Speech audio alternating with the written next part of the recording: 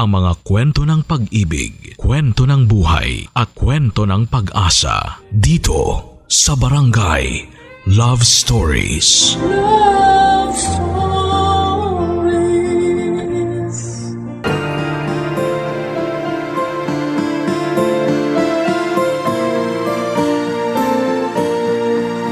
Sa pananampalataya, ang imposible ay nagiging posible.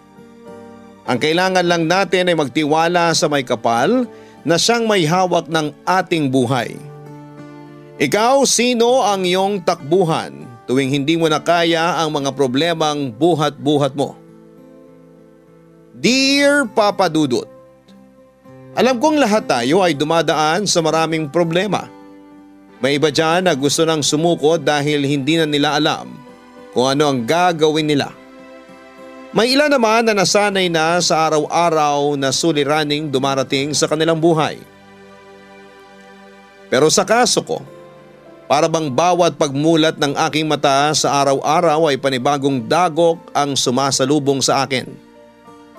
Minsan ay napapatanong tuloy ako kung eto ba ang gustong mangyari ng Diyos o baka naman wala talagang Diyos kung kaya ako nakakaranas ng mga problemang mahirap hanapan ng solusyon. Papa Dudut, ako po si Junie, 23 years old at sa edad kong ito. Pakiramdam ko ay tatalunin ko pa ang mga matatanda sa dami ng mga pagsubok na pinagdaanan ko. Lumaki po akong lumpo. 5 months old pa lamang po ako noong literal na nahulog ako mula sa mga kamay ng tatay ko dahil sa kalasingan. Dahil sa pagkahulog ay hindi na po ako nakapaglakad at lumaki akong nakaupo sa isang wheelchair na gawa sa trolley. Bago pa man ako natutong magsalita ay naghiwalay ang ama't ina ko dahil sa away sa pera. Nakahanap ng bagong kinakasama ang nanay ko at sumama sa bago nitong pamilya samantalang ang tatay ko naman ay nakulong matapos mahulihan ng droga. Naiwan ako sa tiyahin ko na walang ibang ginawa kundi ang ituring akong malas sa kanilang pamilya. Sa kanila na po ako lumaki at nagkamuwang. Pero hindi naging maganda ang buhay ko sa kanila, Papa Dudut. Sila man ang nag-alaga sa akin ay grabe pa sa hayop ang naging trato nila sa akin.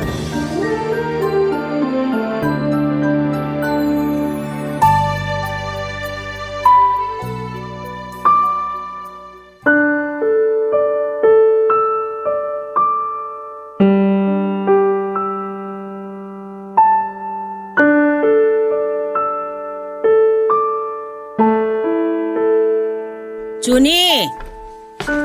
Junie, nasan ka? Nandito po ako. Bakit po, Chang? Ibili mo nga ako ng rekado. May nakalimutan akong bilhin sa palengke. Ngayon na po ba? Kung gusto mo, sa susunod na buwan na lang. Syempre ngayon na. Nag-iisip ka ba? Hindi pa po kasi ako makakalabas ngayon eh. At bakit naman? Hinihintay ko lang po si Chong Magno kasi ipapayos ko po sana tong wheelchair ko. Medyo nayupi itong isang gulong. Ano ngayon? Sinong may kasalanan? Kasalanan ko ba na may sira yung wheelchair mo? Hindi naman po. Oh, hindi naman pala eh. Rarasunan mo pa ako? Ibinato po kasi to ni Mark kagabi nung nakainom siya eh. At isisisi mo pa sana ko yung sirang wheelchair mo? Bakit kasi yan pakalat-kalat? Alam mong mainit yung ulo ng tuwing lasing tapos magkakalat ka ng gamit mo. Hindi naman po to nakakalat eh. Anong sabi mo? Wala po. Ano po bang bibilhin ko? Bumili ka na ng bell pepper, tsaka kalahating kilo ng sibuyas. Yun lang po ba? Oo, dalian mo. Eto yung pera. Hingi na rin po ako sa inyo ng pang-tricycle, Chang, para mas mabilis po ako makabalik. Ay hindi, sayang lang yung pera sa pamasahe mo. Nakadigulong ka naman eh. Huwag ka nang sumakay, Diyos me. Hindi nga po magagamit tong wheelchair ko sa ngayon kasi… Wala akong pakialam. Sige po. Pakisabi na lang po kay Chong Magno na antayin ko kung sakaling dumating siya. Wala akong oras para dyan dahil marami akong niluluto ngayon. Ang gawin mo, puntahan mo na siya at sabihan mo na sa susunod na lang siya pumarito. Uutusan mo pa ako maghintay. Kailangan ko na po kasi talagang ipaayos to para makatulong po ako sa inyo. Baka kasi sabihin nyo na naman na wala akong ginagawa dito sa bahay. Wala ka naman talagang ginagawa. Kung gusto mong ipaayos yung wheelchair mo, dapat kanina ka pa nagpunta doon kina Magno. Hindi yung iniintay mo pa siyang pumunta rito. Palibasa, piling mo importante ka. Lumpo ka na nga, nagpapa-VIP ka pa dyan. Paano na lang kung hindi ka marunong dumiskarte sa buhay? Sige po. Dadaan na lang po ako kina Chong Magno. Unahin mo yung pinapabili ko, mas kailangan ko yon. Sige po, Chang. Yung sukli baka kung saan-saan na naman mapunta yan. Wag po kayong mag-alala. Ibabalik ko po sa inyo yung sukli ng buo, Chang. Kung gusto nyo, magpaparesibo rin po ako para makasiguro kayo. Ang daming satsat. Sabing kailangan ko na yung pinabibili ko Malis ka na! Opo, alis na. Nagawa pang makipagkwentuhan sa akin, nakakairita. Oh, ano ba ginagawa mo dyan? Eto po, papunta na po. Kung bakit kasi ang bigat-bigat na nga ng problema ko sa buhay. Dinagdagan pa ako ng isa pang pabigat?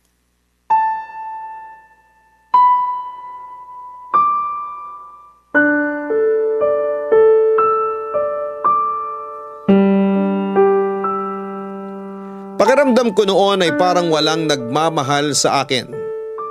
Sa bilyong tao sa mundo ay ni isa ay wala man lang nagkaroon ng concern sa akin. Tuwing gabi wala akong ibang ginawa kundi ang umiyak na lamang tuwing naiisip ko ang sitwasyon ko. Pakiramdam ko ay wala akong puwang sa mundong ito. Sinanay ko na lamang ang sarili ko na mapag-isa. Hindi na ako umasa na magkakaroon ako ng kakampi sa buhay. Hanggang sa nakilala ko ang isang dalaga na nagkaroon ng interest sa akin, Papa Dudut. Walang iba kung hindi si Eli. Magkaedad lamang kami ni Eli, Papa Dudut, na bagong salta lamang sa lugar namin noon. Katulad ko ay naulila na rin siya sa magulang niya. Kaya tumira siya kasama ang lolo at lola niya.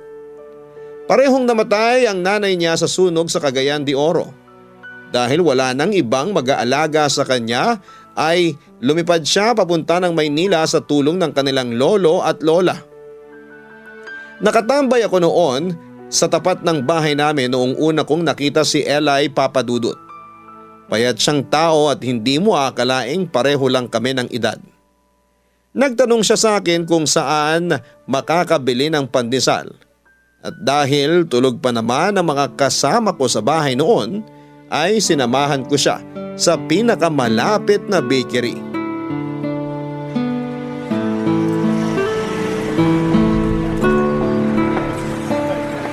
Kuya, excuse me. Pwede po magtanong? Pwede naman. Ano yun? Saan po ba may malapit na bakery dito? Bakery? Meron doon sa may kanto. Diretsuhin mo lang tong daan na to. Pangatlong kanto yun. Meron din naman dyan sa kaliwa. Diretso ka tapos kaliwa ka ulit. May makikita kang convenience store. Sa tabi nun, bakery yun. Saan po ba yung may mas masarap na pandesal? Mas masarap? Kung ako tatanungin, masarap yung pandesal na gawa sa malunggay. Malunggay? Saan naman yun mabibili? Gusto mo samahan kita? Okay lang ba? Nakakaya naman magpasama. Walang kaso sa akin yun. Tara, samahan kita. Ay, naku, wag na po. Baka makaabala pa ako. Ituro niyo na lang po kung saan ako na lang pupunta. Hindi ka nakakaabala. Tsaka kailangan ko rin magpapawis ngayon. Hindi porke naka-wheelchair na ako, hindi kita masasamahan. Huwag kang mag-alala, kayang-kaya ko sarili ko. Sige, ikaw ang bahala. Halika, tara na. Malayo ba yun? Malapit lang naman, kung dito tayo sa may kaliwa pupunta sa tabi ng convenience store, wala pang 5 minutes. Salamat sa pagsama. Ano palang pangalan mo? Junie, ikaw? Eli. Tawagin mo na lang akong Eli. Bago ka lang ba rito? Parang ngayon lang kita nakita Oo, kakalipat ko lang dito. Galing saan? Sa probinsya. Saang probinsya naman? Sa Cagayan de Oro. Ang layo Saan ka naman nakatira ngayon? Sa lolo ko, kina Lolo Elmer. Kilala mo ba siya? Lolo mo pala si Lolo Elmer? Oo, kilala ko siya. Pero bakit mo naman naisipang lumipat dito? Wala akong choice Namatay ang parehong magulang ko sa sunog. Wala na mag-aalaga sa akin kaya kinuha na lang nila ako dito. Ganun ba? Nakakalungkot naman yung nangyari. Parang pareho lang pala tayo ng sitwasyon. Wala ka na ring magulang? Wala na Buhay pa naman sila pero parang ulila na rin ako kasi pareho nila akong iniwan Kaya kina Chang Hilda na ako nakatira ngayon. Kumusta naman ang buhay dito? Sakto lang. Paanong sakto lang? Hindi maganda, hindi rin naman masama. Para sa akin lang yung buhay ko kasi ngayon parang wala namang kabuluhan Bakit mo naman nasabi yan? Basta, mahabang kwento. Baka sabihin mo na masyado ako madrama kapag kinuwento ko sa'yo buhay ko. Sanay na ako sa madadramang kwento. Ako rin naman, madrama eh. Talaga ba? Eh di magkakasundo pala tayo. Mukha nga. Oh, nandito na tayo. Ayan yung bakery na sinasabi ko. Antayin na lang kita rito ha. Hindi ako makakasampa sa bangketa eh. Pataas kasi yung bakery oh. O sige, antayin mo na lang ako rito. Bibili lang ako saglit. Papadudot mahiyain sa simula si Eli. Tahimik lang siya at hindi gaanong masalita. Kaya kapag kasama mo siya ay kailangang ikaw ang magbuhat ng usapan. First time ko lamang noong maranasang magkaroon ng taong nakausap ko ng mahabang oras. Simula ng araw na yon ay inaabangan ko na si Eli sa tapat ng bahay. Araw-araw ay sinasamahan ko siyang bumili ng pandesal. Hindi naglaon ay unti-unti ko ring nakuha ang tiwala ni Eli. Ang dating mahiyain nitong persona ay naging bibo at madaldal. Sa unang pagkakataon ay nagkaroon ako ng taong matatawag kong kaibigan. Isang kaibigan na gusto akong makasama hindi dahil sa awa, kundi dahil itinuturing niya akong bilang isang normal na tao. Ang buhay ko noon na puno ng pasakit ay biglang nagkaroon ng kulay dahil kay Eli. Siya lang ang natatanging tao na nagparamdam sa akin na deserve ko rin palang maging masaya kahit papaano. Ang pagtingin ko noon sa mundo na puro problema ay biglang binalot ng liwanag. Noon ko lang nasubukang tumawa ng malakas at mangarap para sa hinaharap. Pero katulad ng nakasanayan, ang mga magagandang bagay na nangyari sa buhay ko ay mabilis ding binawi. Isang masamang balita ang nabalitaan ko. 5 buwan simula noong lumipat si Eli sa Maynila, Papadudot. Barangay Love Stories. Barangay Love Stories. Papadudot, isang araw ay bigla na lamang hindi nagpakita sa akin si Eli. Ilang beses ko siyang pinuntahan sa bahay nila pero ayaw daw niyang lumabas. Nung una hinayaan ko na lamang muna siya pero noong ni-anino niya ay hindi ko na talaga makita ay nagsimula na akong magsuspetsa kung nasa mabuting kalagayan pa ba si Eli o baka hindi na. Pabalik-balik ako noon sa bahay nila at paulit-ulit akong sinasabihan ng lolo niya na masama ang pakiramdam nito at ayaw niyang lumabas. Nagmatigas pa ako noon, Papadudot, dahil gusto ko nang makita si Eli. Pero sa halip na pagbigyan ay ipinatawag nila ang tiyahin ko para siya mismo ang magpalayas sa akin. Sinermonan ako noon ng tiyahin ko dahil nanggugulo daw ako. Kahit na anong pakiusap ko ay ayaw nilang pakinggan ang mga sinasabi ko. Nagwo-worry lamang naman ako, Papadudot, para kay Eli dahil ilang araw ko na siyang hindi nakikita noon. Pero ang concern ko para sa kanya ay minasama ng mga tao. Wala na akong ibang nagawa noon kundi ang maghintay na lamang. Araw-araw akong gumigising ng maaga para mag-abang sa tapat ng bahay namin.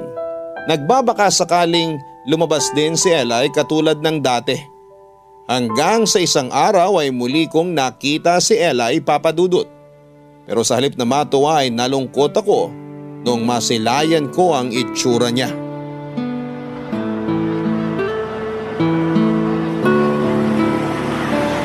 Eli?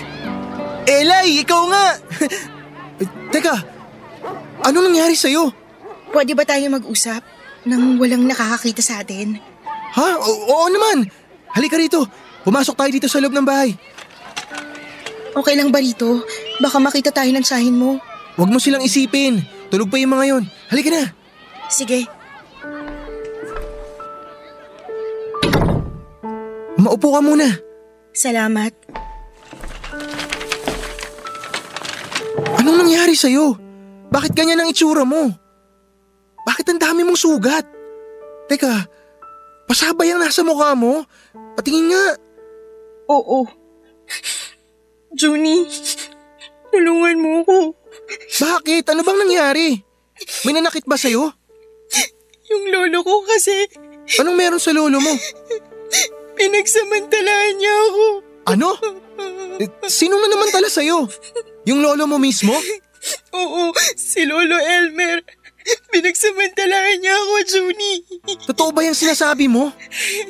Pero, ang bait-bait niyang tao ah. Hindi naman yata niya yun magagawa sa'yo. Apo ka niya eh. Marami kayong hindi alam tungkol sa pagkatao ng taong yun. Masama siya, Juni. Maniwala ka sa akin. Pero paano? Sabihin mo sa akin lahat. Paano kanya pinagsamantalahan? Kinukulong niya ako sa kwarto tapos pinapasok niya ako kapag tulog ng lahat ng kamag-anak namin. Hindi ka ba nagsumbong? Yung lola mo, alam ba niya yung ginawa ng lolo mo? Humingi ako ng tulong sa kanya pero nagbubulag-bulagan lang siya sa mga ginagawa ni Lolo sa akin. Ginagawa? Ibig sabihin paulit-ulit na? Naku, hindi maganda to. Kailangan natin siyang isumbong sa mga pulis. Paano kung hindi rin nila ako paniwalaan? Katulad ng lola ko. Elay, hindi pa ba sapat yung itsura mo ngayon para maniwala sila? Kailangan natin tong ipaalam. Binubugbog ka rin ba niya? Kapag nanlalaban ako, binubugbog niya ako. Walang hiya. Akala mo kung sinong mabait tuwing nasa labas pero nasa loob din pala ang kulo. Juni, natatakot ako. Huwag kang mag-alala. Tutulungan kita. Ngayon, alam ko na kung bakit ayaw niya akong makita ka. Baboy siya. Walang hiya yung matandang yun. Juni, ayoko nang bumalik sa pamamahay na yun. Tara na, sasamahan kita sa mga pulis. Ipapakulong natin yung hayop na lolo mong yun. Sandali, hindi nila alam na lumabas ako. Sigurado ako mapapagalitan ako kapag nalaman nilang nandito ako. O sige, ganito na lang. Bumalik ka na muna dun sa inyo tapos ako nang bahalang lumapit sa kinauukulan. Pero natatakot ako. Huwag kang matakot, tutulungan kita. Magpapatulong tayo. Maraming salamat Hindi ko na talaga alam kung saan ako lalapit Ikaw lang talaga yung unang pumasok sa isipan ko. Lumapit ka sa tamang tao. Hindi kita pababayaan, Elay. Sige na, aalis na ako. Aantayin na lang kita. Oo, sige. Makakaasa ka.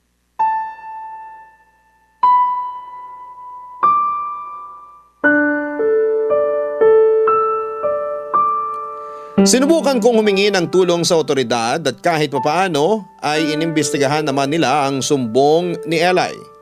Pero sa halip na umamin sa mga ginawa niya ay binaligtad pa ng lolo ni Eli ang mga pangyayari. Pinagbuka nilang masama si Eli at pinalabas na magnanakaw ito.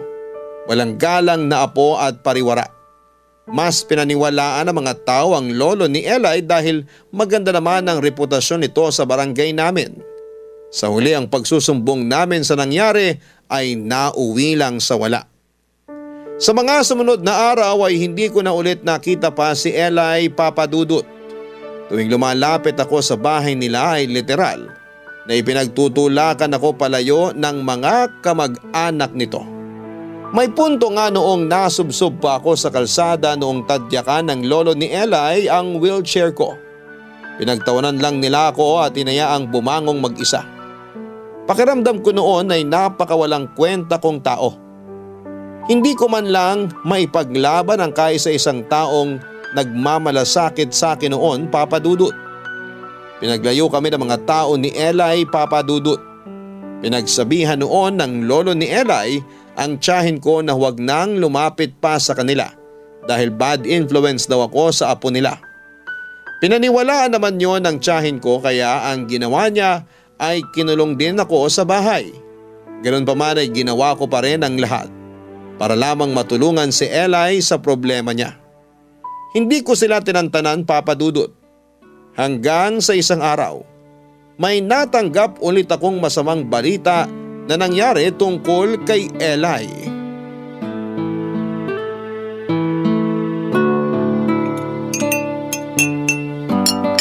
Tiyang Hilda? Naipaghain ko na po kayo. Kain na po. Ay, sa wakas. Akala ko mas mauuna pa ako mamatay sa gutom kesa makakain Mag-isa lang po ba kayo ngayon? Oo, may kanya-kanyang lakad yung mga pinsan mo.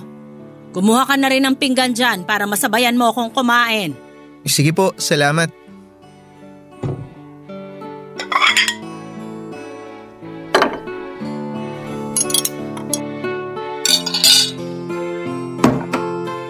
Chang, natanggap na po pala si Mark sa trabaho? Oo, dapat lang na magtrabaho na rin yung batugan na yon. Pasalamat siya at anak ko yung taong yon. Kung hindi, matagal ko na siyang pinaalis sa pamamahay na to para magtanda. Ikaw naman, kailan mo planong maghanap ng trabaho? Naghahanap na po ako. Kaso nga lang po, tuwing nakikita nila na hindi ako makalakad, hindi na nila ako binibigyan ng pagkakataon na makapasok. Ginagamit mo pa talaga yung kapansanan mo para lang panindigan yung pagiging tamad mo. Isa ka rin eh. Batugan ka rin. Ang kaibahan nyo nga lang ng anak ko, hindi ka galing sa akin. Kaya dapat mahiya ka na ikaw na nga ang nakikitira dito, ikaw pa yung walang ambag. Ginagawa ko naman po lahat, Chang. Sila lang talaga yung may ayaw sa akin. Sus, ang daming rason. Kamusta na pala yung kaibigan mo? Sino po? Yung apo ni Elmer. Si Eli po? Ano pong nangyari sa kanya? Hindi mo pa ba nabalitaan? Isinugod yun sa ospital. Ha? Bakit po? Ano pong nangyari? Mukhang totoo yata yung chismis na manyakis yung lolo niya. Ang sabi-sabi, hinalay daw niya yung apo niya. Saang ospital po siya sinugod, Chang? Bakit? Pupuntahan mo? Huwag ka nang makialam sa problema ng pamilya nila. Idadamay mo pa kami eh. Kaibigan ko po si Eli. Kailangan niya ako ngayon. Kapag ba pinuntahan mo siya, gagaling ba siya? Hindi naman ah. Sa halip na lumandi ka dyan sa babaeng hindi naman papatol sa'yo, mas atupagin mo ang paghanap ng trabaho. Pasensya na po kayo. Hindi ko kayo masasabayang kumain ngayon. Maiwan ko na po muna kayo, Chang. Teka. Saan ka pupunta? Sandali lang po ako. Gusto ko lang po siyang makita. Pupuntahan ko lang po muna sandali si Eli. At sino magliligpit nitong hapag? Ako na naman? Ako na nga nagluto? Ako pa rin ang magliligpit? Chang, babalikan ko na lang po lahat mamaya nung maiiwan ko. Gusto ko lang po munang malaman kung kumusta na ang lagay ng kaibigan ko. Subukan mong lumabas. Sisiguraduhin ko hindi ka na makakabalik pa sa pamamahay na to. Gawin niyo na po gusto niyong gawin, Chang. Mas mahalaga po sa akin na malaman na maayos ang kalagayan ni Eli ngayon. Maiwan ko na po kayo. Aba, bastos na bata ka? Sige, malis ka. Dali mo na rin lahat ng gamit mo at huwag ka nang babalik sa pamamahay ko.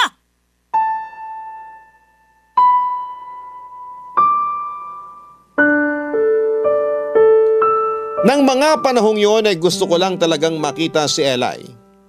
Kaya kahit pinalayas ako sa bahay noon ay wala akong pakialam, Papa Dudut. Nagkalat nga noon ang mga gamit ko sa kalsada pero hinayaan ko lamang yon. Agad ako nagpunta sa ospital para kumustahin ang lagay ni Eli. Mabuti na lamang at walang bantay si Eli noong nagpunta ako sa ospital.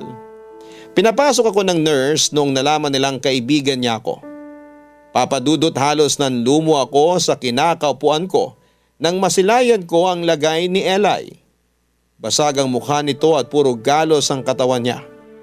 Para siyang binugbog ng 10 tao.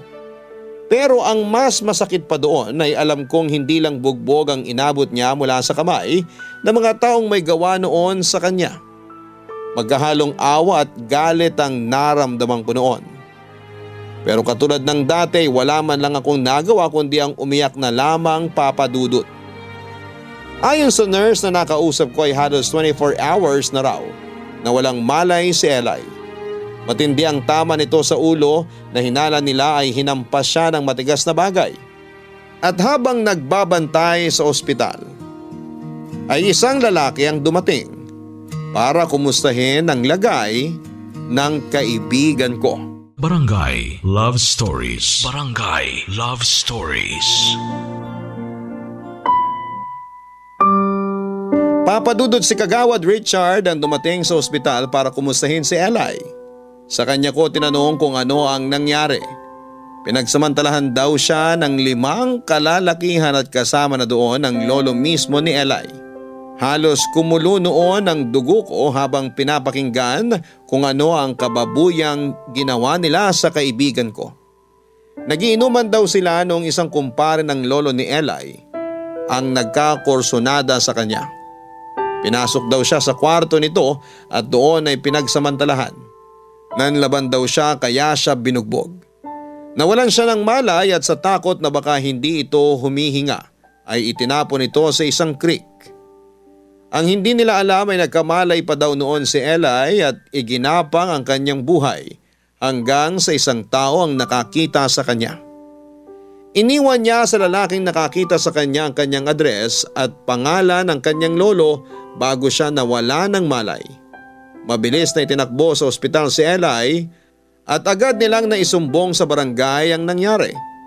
Nung hanapin nilang kagawad Richard ang lolo ni Eli ay hindi na sila mahagilap.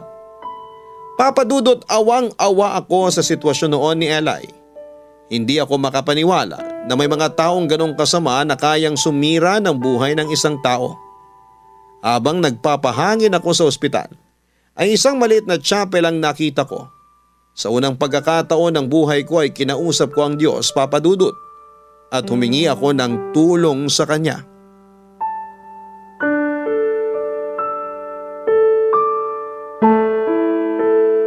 Panginoon, kung nandyan ka man, kung totoo ka, maipapakiusap lang sana ako. Aaminin kong hindi ako naniniwala sa'yo. Ngayon lang kita kinausap. Ngayon lang ako naglaan ng oras para kausapin ka. Ngayon lang din kita lalapitan. Wala na akong ibang malalapitan eh. Ikaw na lang yun nandyan. Kung sakaling nandyan ka man. Kaya sana, kung kaya mong tulungan si Eli sa pinagdadaanan niya, sana tulungan mo naman siya. Napakabait niyang tao. Napakalaki ng tiwala niya sa inyo. Sana, patunayan niyo sa kanya na nandyan kayo, na nagbabantay sa amin. Hindi ko alam kung paano ba humingi sa inyo ng tulong. Kung may kailangan ba akong gawin o kung ano man. Pero sana, kahit hindi ako relihiyosong tao, sana pakinggan ninyo ang pakiusap ko.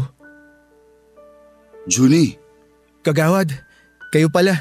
Ay, sorry. Naabala ba kita? Hindi naman po. Napadaan lang po ako dito sa chapel kaya naisip ko na wala naman po sigurong masama kung manalangin ako para kay Eli. Mabuti yan. Sa mga ganitong kagipitan, wala tayong ibang matatakbuhan kundi ang Diyos. Magtiwala ka lang. May awa ang Diyos. Totoo ba talaga? Ha? Ano ulit sabi mo? Sorry, di ko narinig. Na may awa ang Diyos. Totoo ba yun? Oo naman. Hindi niya tayo pababayaan. Bakit? Hindi ka ba naniniwala sa kapangyarihan ng Panginoon? Naniniwala lang ako sa mga desisyon ng tao. Yung kapalaran natin, yung mga nangyayari sa atin, kagagawa natin lahat yun o ng mga tao sa paligid, hindi ng Diyos. Diyan ka nagkakamali. Mahirap mag-explain sa taong ayaw maniwala. Pero alam mo, Junie, ang pananampalataya sa Diyos, hindi yan pinipilit. Kaya kung ngayon hindi ka pa handang tanggapin ng Diyos dyan sa puso mo, hindi kita pipilitin. Gusto ko lang malaman mo na naniniwala ka man sa Kanya o hindi, anak pa rin ang turing sa'yo ng Panginoong Diyos. Kung ganun, bakit naging ganito ang buhay ko? Bakit niya hinayaan na mangyari ang ganong klaseng bagay kay Eli? Malalaman mo ang rason ng lahat ng katanungan sa utak mo kapag naintindihan mo na kung paano tayo binabantayan ng Panginoon. Hindi naman sa nanghihimasok ako pero subukan mong kilalanin ang Diyos, Junie. Maglaan ka ng puwang dyan sa puso mo para intindihin ang mga salita ng Diyos. At sigurado akong mahahanap mo rin ang sagot sa katanungan mo. Isa lang naman ang gusto ko eh. Gusto kong gumaling na si Eli. Gusto ko na gumising na siya para makabalik na kami sa dati. Mangyayari din yan. Magtiwala ka lang. Makapangyarihan ng Diyos. At saka ko na kahit hindi mo manhilingin sa Kanya, alam na niya ang mga bagay na ipinapanalangin mo. Maraming salamat po. Susubukan ko. Susubukan ko pong magtiwala sa Kanya. O siya, sige. Maiwan na muna kita. Ikaw na ang bahala kay Eli? Opo, ako na pong bahala. Babantayan ko siya hanggang sa magising siya. Pero, kumusta na po pala yung kaso sa mga gumawa nito sa kanya? Pinaghahanap na sila. Huwag kang mag-alala. Hahanapin namin ang mga taong may kasalanan ng lahat. Salamat po. Walang anuman.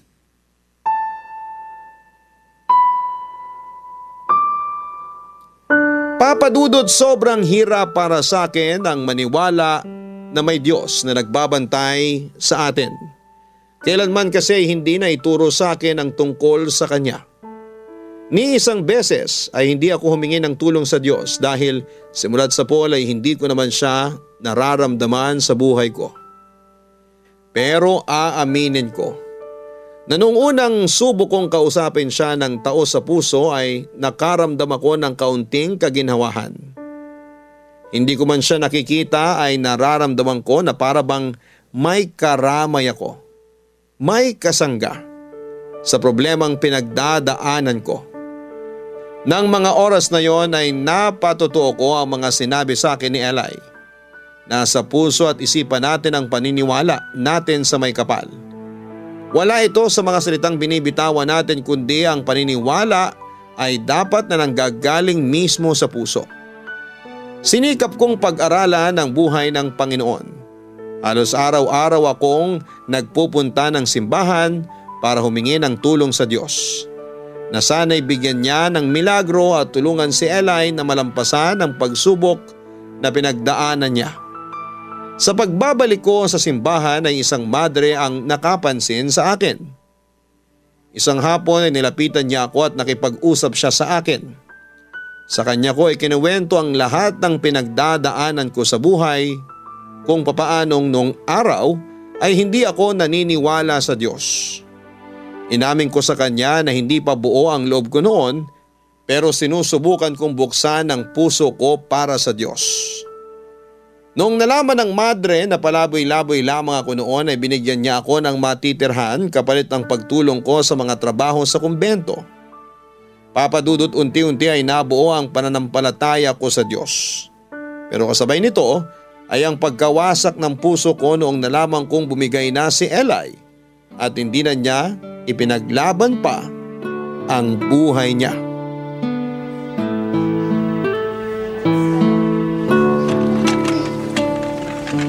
Oh, kagawad! Nandito pala kayo. Tinawagan ako ng mga nurse. Saan ka nang galing? Kumain lang po ako sa labas sa tapat nitong ospital. Bakit po? May nangyari ba? Teka, nasa na si Eli? Bakit bakante po tong kwarto niya? Junie, wala na si Eli. Ano? Hindi pwede. Ano pong wala na? Okay lang sa kanina nung iniwan ko siya eh. Cardiac arrest. Hindi ko pa alam kung ano talaga yung nangyari. Nung dumating ako rito, nire-revive na siya. Hindi! Hindi! Eli! Eli!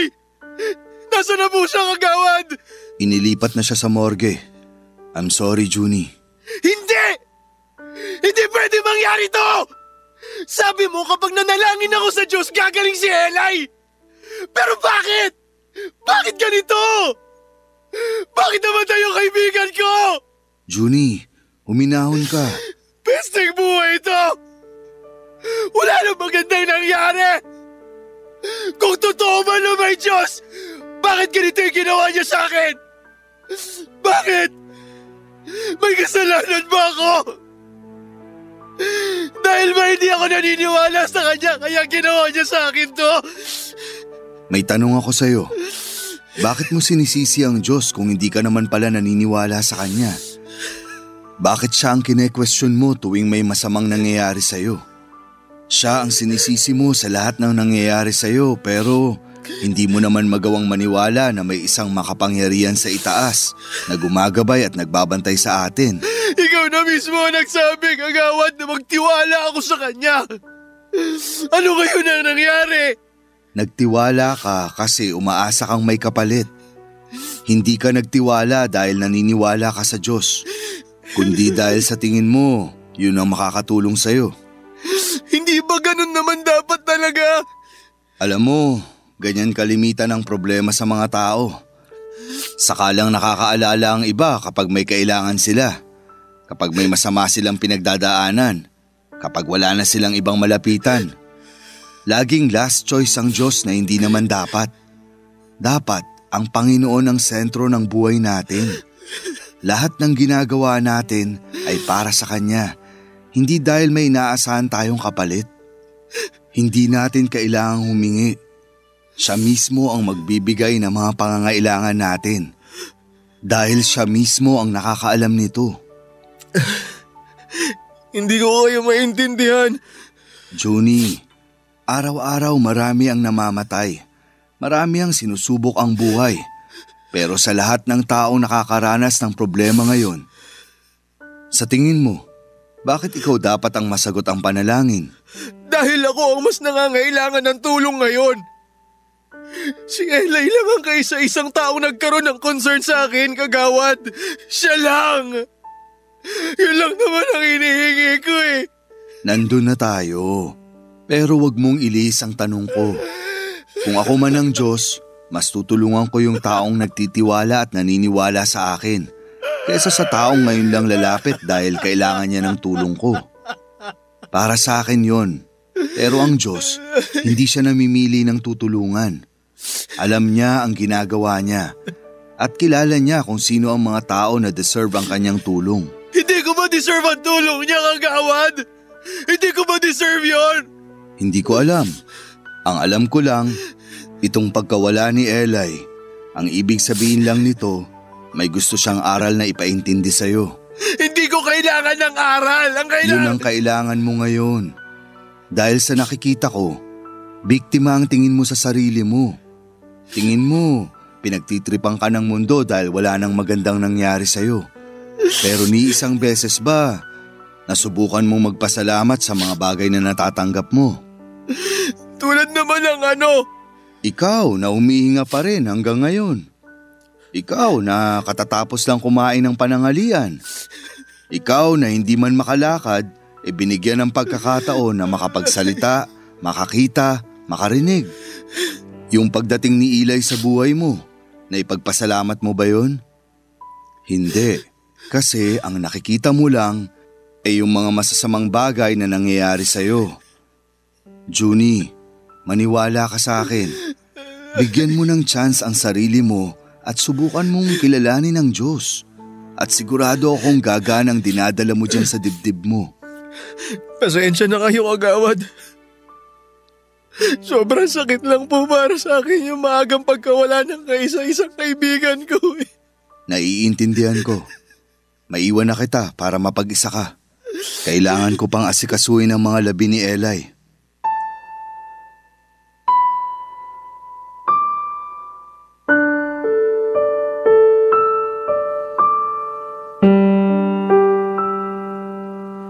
Papadudot, napakalungkot ng parte ng buhay kong yon. Pero katulad ng mga sinabi ni Kagawad Richard ay sinubukan kong buksan ang puso ko at nagpatuloy akong kilalanin ng Panginoon. Sa pagkakataong ito ay taos-puso kong ginawa yon. Hindi dahil sa may gusto akong kapalit kundi gusto ko lamang maliwanagan ang isipan ko. Sobrang nalungkot ako sa pagkawala ni Eli, Papadudot. Siya lang ang tanging taong nagpakita sa akin kung paano ang mahalin bilang isang tao. Maaga man siyang nawala sa akin ay malaki ang naging pasasalamat ko sa Diyos dahil pinagtagpo niya kaming dalawa. Si Eli ang dahilan kung bakit ako napalapit sa Diyos. At wala po akong pinagsisisihan sa mga nangyari. Dahil din po kay Eli kaya ako naging malapit kay Kagawad Richard. Dahil sa awa ay tinulungan niya akong tumayo sa sarili kong paa. Binigyan niya ako ng trabaho para matustusan ang pangangailangan ko sa araw-araw. Ilang buwan ang nakalipas ay nahuli rin sa wakas ang 3 sa 5 taong lumapastangan kay Eli. Patuloy pa rin pinaghahanap ang 2 pang sospek hanggang sa ngayon. Paminsan-minsan ay nadadaan-daanan ako ng tiyahin ko sa amin dahil sa iisang lugar rin naman kami nakatira. Kung noon ay grabe ang galit ko sa kanila, ngayon ay napatawad ko na sila, Papadudot. Tuwing nakikita kami ay lagi ko siyang binabate kahit na hindi niya ako pinapansin. Papadudot, sa pagiging malapit ko sa Diyos ay naging malawak ang pangunawa ko. Ang lahat ng nangyayari sa paligid at sa buhay ko ay alam kong may rason. At maganda man ito o mabuti ay ipinagpapasalamat ko ito lahat sa Panginoon. Dahil sa huli ang lahat ng mga dumadaan sa buhay ko ay isang aral ang iniiwan ng bawat isa. Dito na po nagtatapos ang aking kwento. Pagpalain po nawa kayo ng Diyos. Maraming salamat po. Ang inyong forever kapuso at kabarangay, Junie. Nagustuhan ng iyong napakinggan? Ituloy yan via live stream sa www.gmanetwork.com/radio.